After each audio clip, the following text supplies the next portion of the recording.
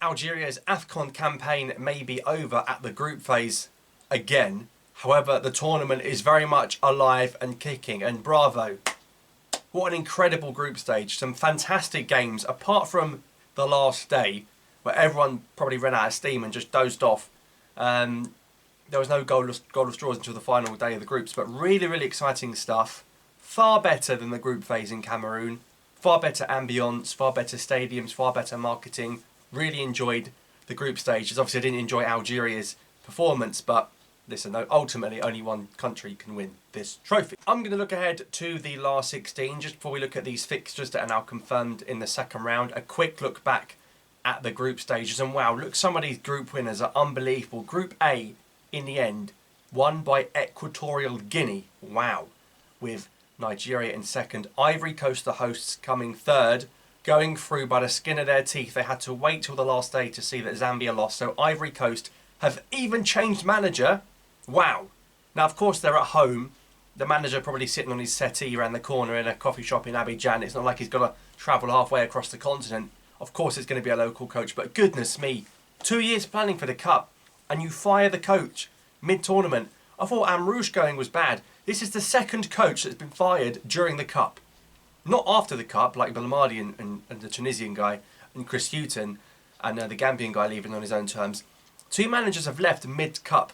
Amrouche with Tanzania, who left, and now you've got the Ivory Coast manager leaving as well. Quite extraordinary from the host. I guess when you lose as a host nation 4-0 at home to Equatorial Guinea, whether you're out or you're through, there really is not much excusing a performance like that. But I think it's fantastic for the tournament overall that Cote d'Ivoire stay in it as long as possible. The fans keep an interest. All of a sudden, that last 16 tie is going to sell out. It's going to be fantastic. Obviously, it's not going to be in the stadium they thought it was going to be in, but it's going to sell out. So, really glad that Cote d'Ivoire stay and sneak in the tournament with a new manager. And Guinea-Bissau ultimately stunk the place out. They were shocking, embarrassing, and yeah. Group B, Cape Verde win it. Again, wow. Cape Verde winning the group, quite extraordinary. Egypt going through without winning a game. Algeria didn't win a game. We're going home. Egypt didn't win a game. They're going through in second place. Goodness me. That Ghana-Mozambique game really killed that group off. So Ghana and Mozambique, despite both finishing on 2 points, failed to go through as a third place side. But Cape Verde again, look at that. A won by Equatorial Guinea, B won by Cape Verde. That's fantastic, isn't it? Group C was probably the one where I got the closest to spot on.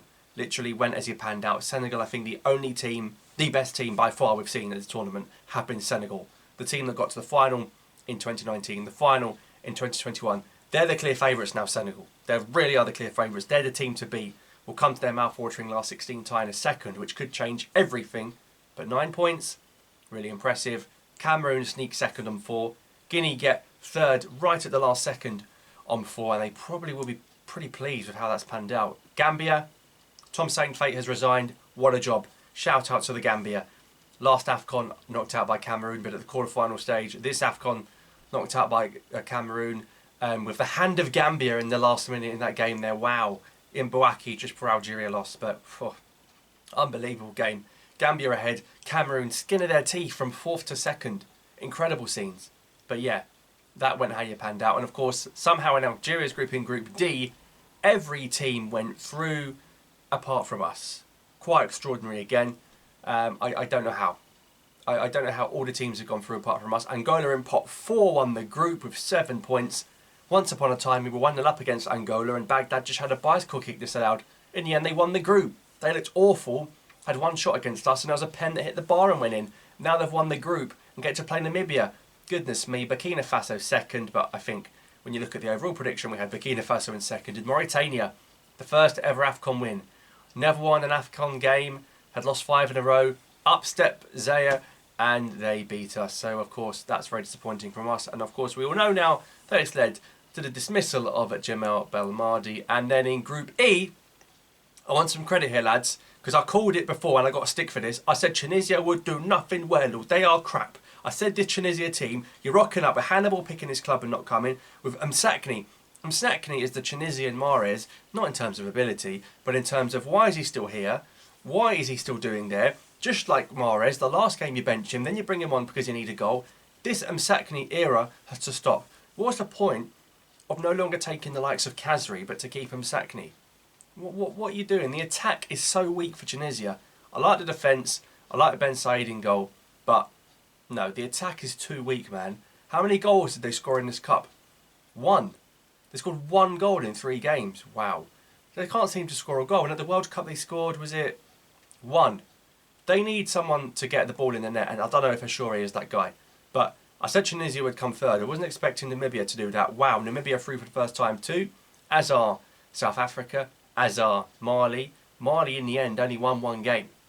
Interesting, isn't it, how it pans out? Are they saving some fuel for a tough last 16 game? And Group F, Morocco win it with 2 wins and a draw.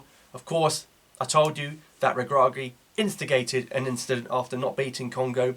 He was issued with a 4-game ban, 2 of which he'll serve at this cup, 2 after the tournament. Wow, $5,000 fine his way, and Mbemba cleared of all charges. But that means in the last 16 he won't be in the dugout. If they do beat South Africa, he will return to the dugout for the quarter-final stage. Let's hope the geezer behaves himself. And Congo, without a win, finished second on 3 points. So Egypt and Congo, the winless derby, will face off each other in the last 16. So one of those teams, Egypt or Congo, will make the quarterfinals with winning 1 game. And if it goes to pens, technically they've won none. Egypt, Congo, the winless derby, 1 win takes us to the quarterfinals. Unreal. Absolutely unreal. Afcon heritage. Zambia bow out with 2 points. And Tanzania, after sacking Amrouche in game 1, where they looked horrific and he just told them to, Amrouche, let's be honest, just made the players kick the Moroccan players, which was not good, ended up getting 2 points. Very respectable, and nearly beat Zambia. That manager leaves unbeaten that's come in last second. So some of the preparation, these managers, I will not understand it. So where does that all leave us in terms of the last 16? I think the way it's panned out, Morocco have a very clear path to the final. I will be shocked if Morocco do not make it to the final, because they're in one half of the draw, and the other half of the draw have Senegal, Egypt and Ivory Coast together. So as of right now, I'm going to say Morocco-Senegal will be the final. We love a Senegal against North African team final. Senegal-Algeria, Senegal-Egypt. I think Senegal-Morocco will be the final. How's that going to work? Well, Nigeria-Cameroon is a blockbuster game. It was the last 16 in Afcon 19, the one we won. Who's going to win that? Cameroon were on the brink of going out. Nigeria, 1 goal a game, but they haven't played their best football. The best is yet to come from the Super Eagles. Osimhen, to come out of that group phase with 1 goal is criminal. And it's not a criticism of Osimhen. His quality, he could have had 4 or 5. On another day, he could have had 4 or 5 in that group phase. I think this is where he steps up. And the Cameroon goalie situation is shaky. Is it going to be Onana? Is it going to be Ondoa? I think Nigeria will beat Cameroon. Angola, Namibia. Wow.